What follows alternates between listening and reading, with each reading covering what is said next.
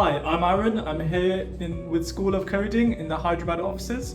The favourite thing about my visit to Hyderabad was the people that I got to meet and interact with and make friends with.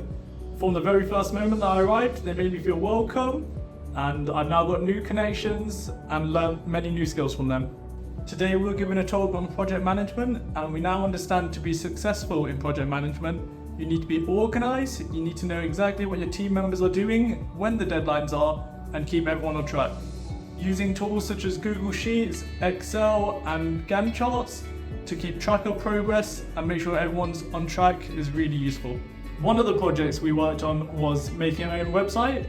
To start, we had to understand how hosting and domain worked, which, to summarize, it involves you making a URL to upload your website online.